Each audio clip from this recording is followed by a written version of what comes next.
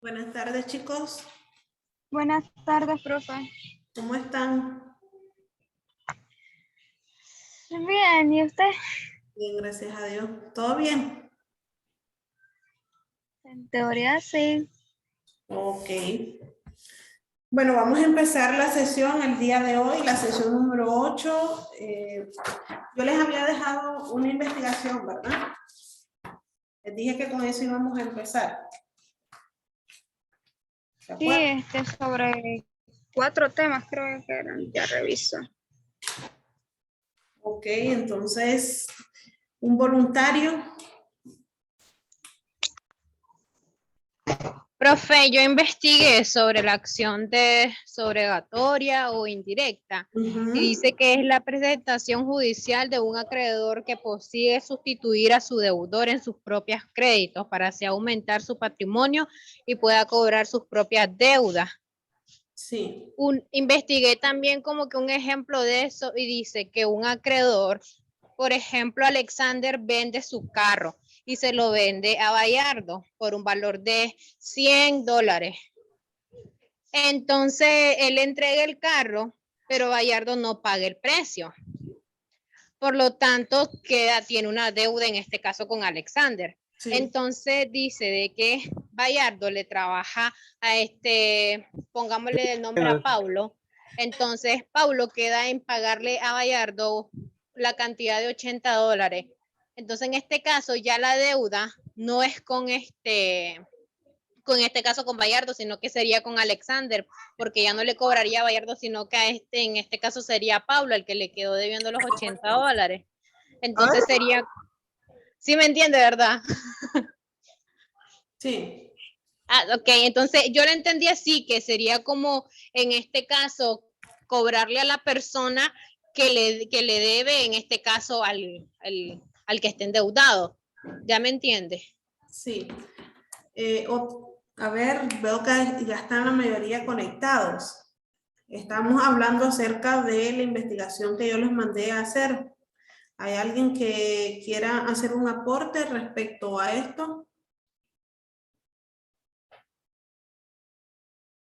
Katiuska era la que estaba hablando, ¿verdad? Repita la pregunta, profe. Sí, pero yo. Sí. El sábado pasado yo les mandé a ustedes a hacer una investigación acerca de 4 temas importantes. La acción subrogatoria o indirecta era la primera. Ya Katiuska de esa me estaba hablando, ¿verdad? Sí, profe, le di como un breve concepto y un ejemplo de lo que le entendí. ¿Alguien más que me quiera dar un concepto acerca de la acción subrogatoria, Joyce? Bueno, no específicamente de ese tema, era de otro tema que nos dejó, Sí. acerca del derecho legal de retención, que según lo que investigué es la... ¡Cállate, Pelusa!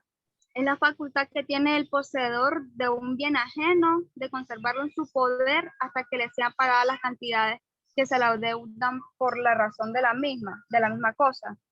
No sé si contaría como ejemplo el caso que le pasó a un amigo, de que mi amigo se llama Roberto y pues le prestó $300 a un amigo de él.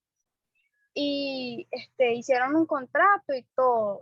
Y como al amigo de él lo metieron preso por vender droga, entonces él le dejó una computadora mientras le está pagando lo demás. No sé si contaría como un ejemplo al derecho legal de retención. Sí. Ok, muy bien.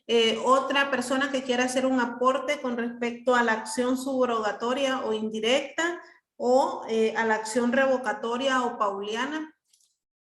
Aldo. Anthony. Josué. Dígame. ¿Qué investigó? Acerca de la acción revocatoria. Ajá. Protege al acreedor ante el fraude que realiza el deudor. Dice que no solo con contratos, sino con cualquier acto fraudulento que pretenda mermar su patrimonio para no hacer frente a sus deudas. Es el otro remedio que la ley concede en exclusiva a los acreedores, dotándolos del poder jurídico necesario para impugnar los actos que el deudor haya realizado en fraude de su derecho de crédito. No hace nulos los contratos o actos celebrados por el deudor, sino que los deja sin efecto. Es una forma de proteger el crédito del acreedor ante el fraude de acreedores del deudor. Entre sus caracteres está que es una acción rescissoria, no es propiamente una acción indemnizatoria, es una acción personal y es una acción conservativa del derecho del acreedor. Ok, un ejemplo acerca de esta acción revocatoria pauliana. ¿Alguien que me quiera dar un ejemplo? Profe, yo investigué un ejemplo y es cuando en este caso el deudor vende sus propiedades para que éstas no sean embargadas. Muy bien. ¿Otro ejemplo? A ver.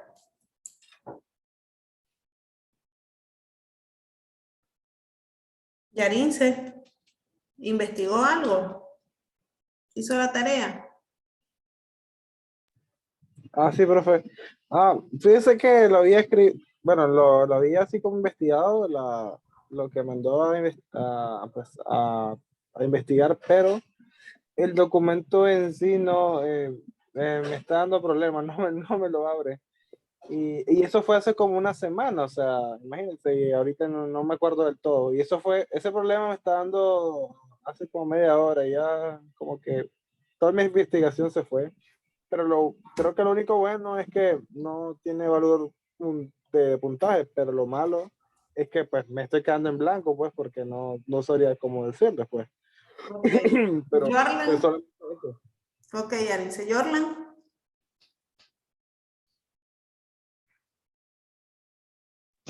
Sí, voy a dar un ejemplo de la acción. Voy a hablar sobre la acción de simulación.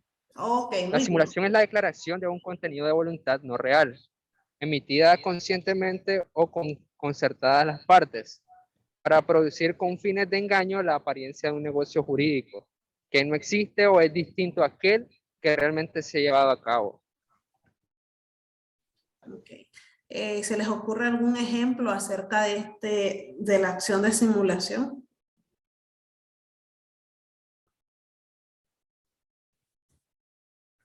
¿Alguien investigó ahí algún ejemplo? Por ejemplo, el caso que la persona celebra un contrato de compraventa sobre un vehículo, pero en realidad no se transfiere el vehículo, ni hay intención de ello. Ese puede ser un ejemplo. ¿Y cuál puede ser la intención? Evitar dar la cosa, en este caso el vehículo, la transferencia del vehículo. Jensi, ¿qué me dice Jensi de la acción de simulación?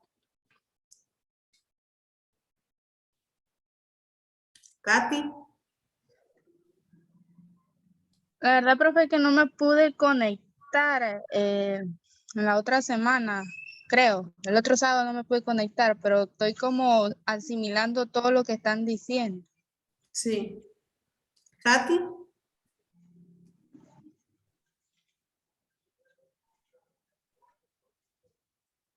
Anthony.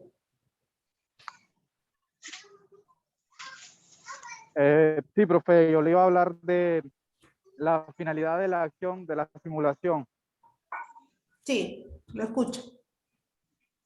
Bueno, la acción de la simulación, que es una acción rescissoria o revocatoria, permite a una persona que se haya visto afectada por la simulación del contrato o negocio demande ante el juez para que éste declare la simulación y por lo consiguiente la inexistencia del contrato o nulidad, lo que implicará que los bienes o propiedad objeto de la simulación vuelvan al patrimonio del dueño original. Ok, muy bien. Bueno, estos temas que yo les había mandado a investigar, chicos, están muy relacionados con lo que vimos el sábado pasado. El sábado pasado estamos hablando acerca de los efectos de las obligaciones. Y para hacer recapitulación de un poco de lo que hablábamos, decíamos acerca del incumplimiento, ¿verdad? ¿Qué pasa cuando el deudor no paga? Y hablábamos acerca de lo que eran las indemnizaciones de perjuicios, que estos podían ser ya sea por un incumplimiento total, por un incumplimiento parcial o por un incumplimiento tardío, que es decir, se cumple pero no en el plazo acordado, ¿verdad? De las tres maneras posibles siempre va a salir o siempre se va a producir un daño. En este caso, pues para el acreedor. Entonces, decíamos, ¿verdad? De que no podíamos, en este caso, si estábamos solicitando los daños y perjuicios, no podíamos solicitar también el cumplimiento de la obligación. ¿Por qué? Porque si no, estaríamos como pagando dos veces. En los casos del incumplimiento total o del incumplimiento parcial, en este caso, pues la indemnización se le denominaba compensatoria. Y en el caso de un cumplimiento tardío, en este caso, pues se le denominaba la indemnización moratoria. ¿Por qué? Porque, o sea, él va a cumplirlo o lo cumple la obligación, pero no en el plazo acordado. O sea, hay días de atraso, meses. Entonces, en ese caso, pues se le llama moratoria. Pero cuando el incumplimiento es total o es parcial, en ese caso se le denomina la indemnización como compensatoria. Esa distinción puede ser pregunta de examen final. Profe, ¿sí? Bueno, recordando lo de la clase pasada, me parece que usted mencionó un ejemplo acerca de la universidad, que si una persona, al menos nosotros, si pagamos tarde, se le cobra mora. O sea, se le cobra de más. Sí, eso es dentro de los requisitos para poder solicitar, o sea, cuando en este caso, pues el cumplimiento. Y hablábamos acerca de la mora. La persona nunca va a estar en mora si, en este caso, el acreedor no está ahí instando a que le pague. Por ejemplo, ¿verdad? Un caso de aquí. Cuando ustedes van a hacer examen y ustedes no han pagado, se supone que ustedes ya están en mora, ¿verdad? Porque no han pagado. Entonces, ¿qué es lo que hace la universidad? Pasa su lista de solventes. El que no esté en la lista no hace examen. O sea, eso es poner en mora a sus, en este caso, pues a sus deudores, que serían ustedes, ¿verdad? Entonces, ¿qué es lo que van a hacer con eso? Impulsar para que el deudor pague lo que debe. Pero mientras alguien no te constituye a vos en mora, pues no lo vas a estar. Es necesario el estar constituido en mora para poder exigir, ¿verdad? En este caso, el acreedor solicitarle y exigirle el cumplimiento de la obligación al deudor.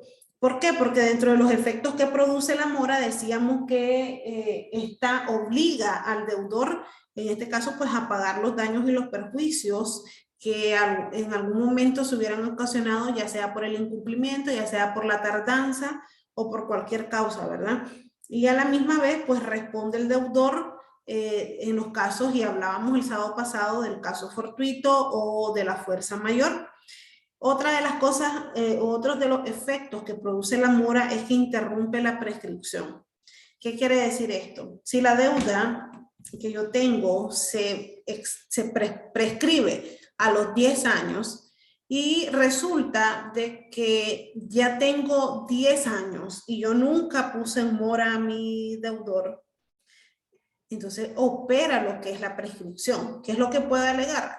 Vos nunca me pusiste en mora y las deudas prescriben a los 10 años. O sea, ya no tenés derecho a reclamarme. Pero si aquel acreedor está constantemente enviando una notificación, que hablábamos también, ¿verdad? El poner en mora a la persona, mira, no me has pagado, te estoy requiriendo de pago, mira, págame, se va interrumpiendo la prescripción. Es decir, que el plazo vuelve otra vez de cero. Y al interrumpirse la prescripción, pues obviamente el acreedor siempre mantiene ese poder o esa facultad para ejercitar la acción en contra del deudor. Eso era básicamente pues, a manera de resumen de lo que hablábamos el sábado pasado. El día de hoy vamos a empezar la sesión del día de hoy, que nos corresponde la sesión número 8. Antes de eso voy a pasar a asistencia, chicos. Espérenme, déjenme ver.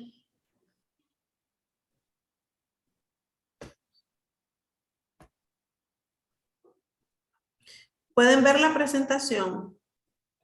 Sí, profe. Sí. Ah, ok. Voy a pasar a asistencia. Lender Aburto Picado.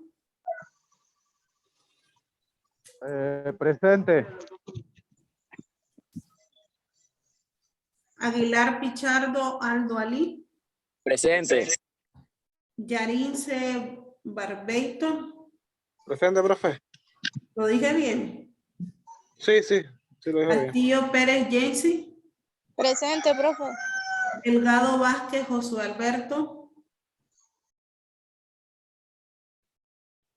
Por ahí miré a Josué. Presente. Okay. Estrada Pérez Gema Valeria. No se conectó Gema. Guido Rocha Lucy Osmari.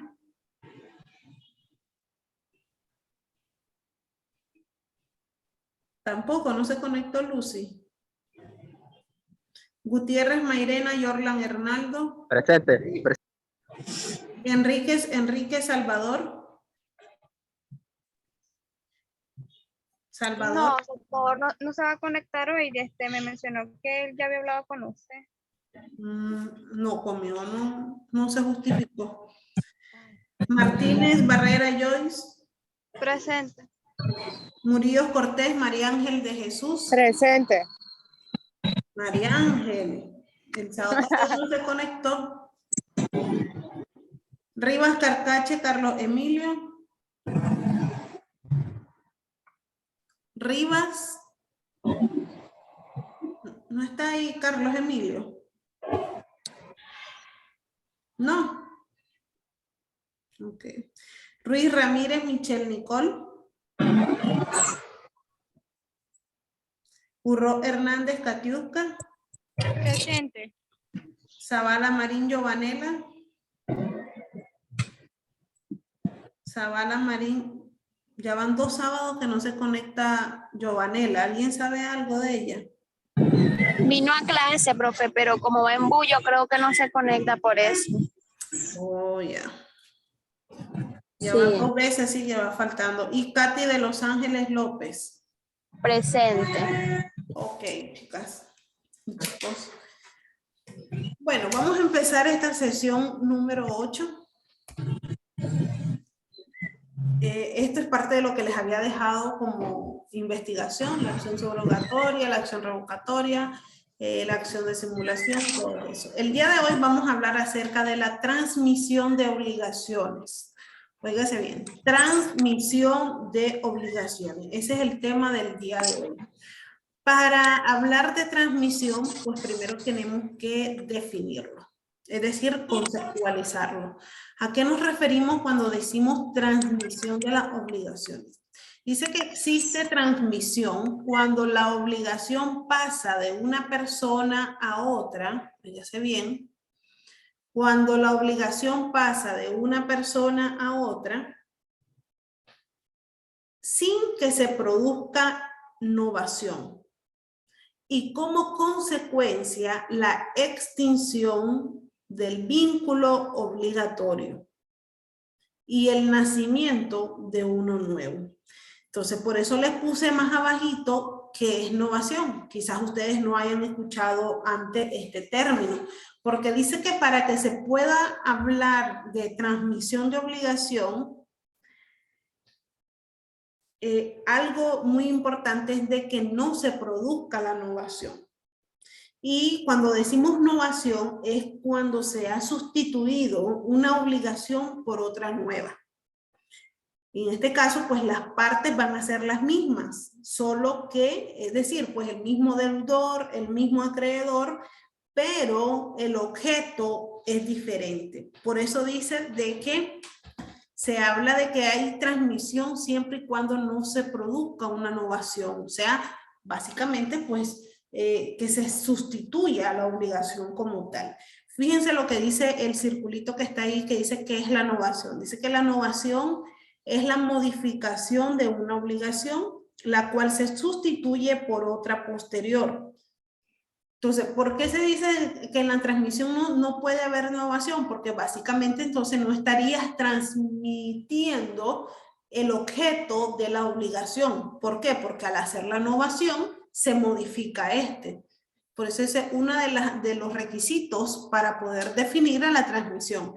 Que existe transmisión cuando la obligación pasa de una persona a otra sin que se produzca la novación. Y otra cosa de la novación es que lo que se cambia es la obligación, pero siempre se mantiene la misma persona del deudor y el acreedor.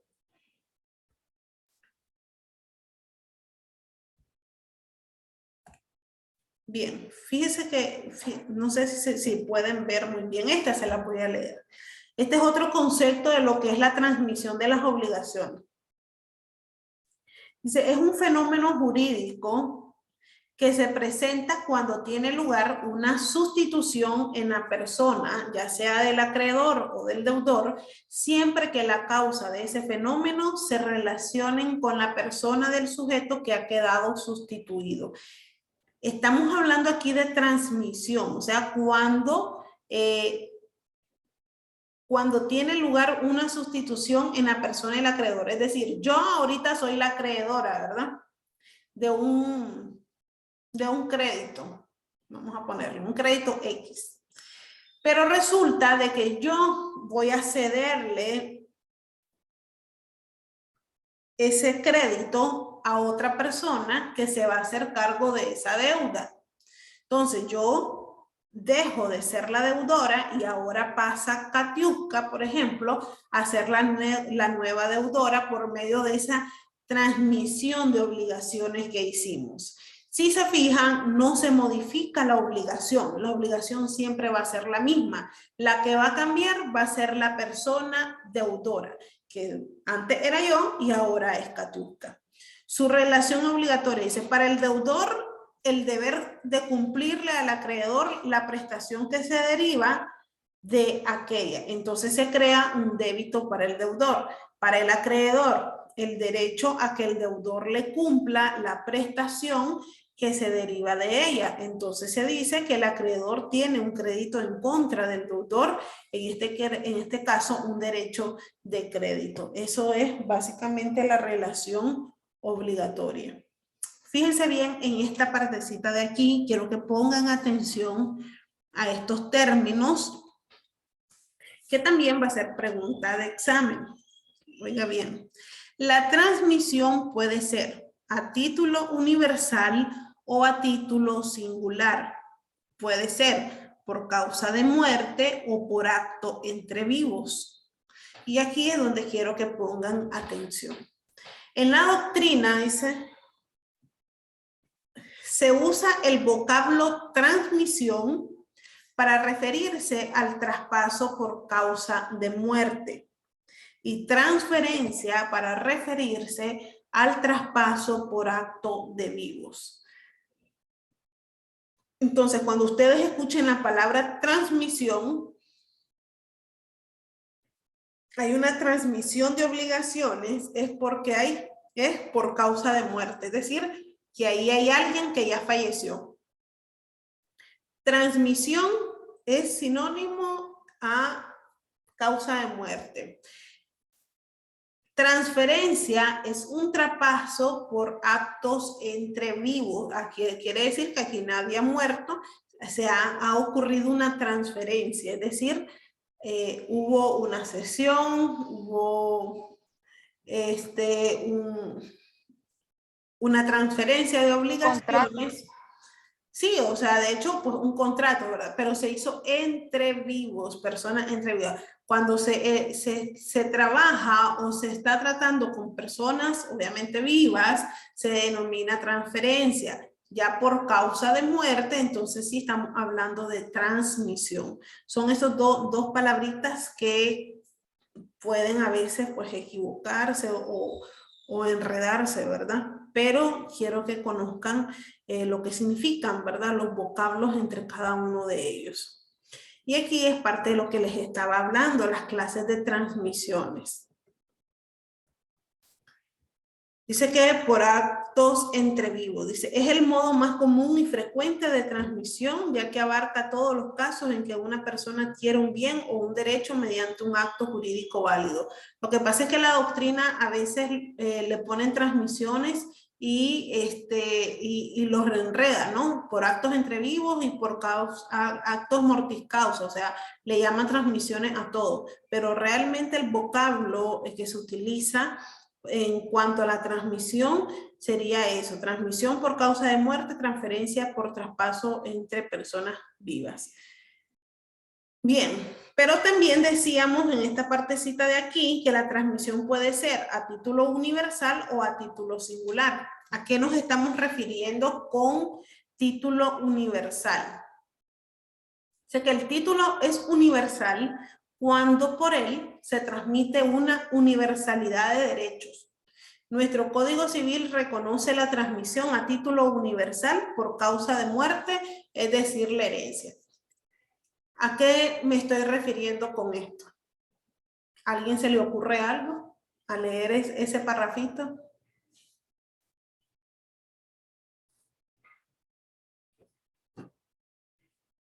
O sea, el por testamento.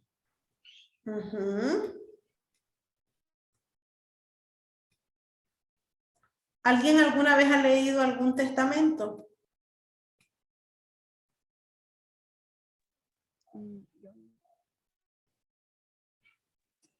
Bueno, yo personalmente no he leído un testamento en sí, pero ya he escuchado relatos a gente que ya que se han contactado con los abogados para que los puedan asesorar jurídicamente con el testamento. Pero leerlo uno directamente no, hasta ahora no. Ok. Quizá, Ajá. sí, quizá si algún día pasa es que mi mamá me vaya a heredar la casa a mí o a mi hermana. Así que sí sería, creo, un testamento, ¿verdad o no? Muy bien, perfecto. Entonces, ahora les pregunto, ¿han escuchado ese término en las novelas o aquí, o sea, en cualquier lado, ¿verdad? El término que dice heredero universal. ¿Lo han escuchado? Creo que más o menos, creo que sí. Creo que No sé los demás colegas. A ver, chicos. ¿Han escuchado el término heredero universal? Como el único heredero de los bienes, algo así. Sí. Pues básicamente cuando dice, nombro como heredero universal a mi hija Joyce Martínez, y que ella va a ser la única heredera de todos los bienes que poseo, y vamos a poner el ejemplo, ¿verdad? Pero lo que quiero que se enfoquen es heredero universal. ¿Qué quiere decir eso? Significa de que Joyce, cuando se muera, en este caso, pues el que le esté dando el testamento, ella va a ser dueña de todos los bienes, todos. Por eso dice que el título es universal cuando por él se transmite una universalidad de derechos. Dueña de una finca, dueña de un carro, dueña de una camioneta, dueña de una casa en la playa, dueña de una empresa, toda la universalidad. A eso se refiere. Chicos, nos estamos quedando sin tiempo. Voy a cortar y voy a mandar la invitación al WhatsApp para que se puedan unir. ¿Oyeron? Ok, profe. Está bien, profe.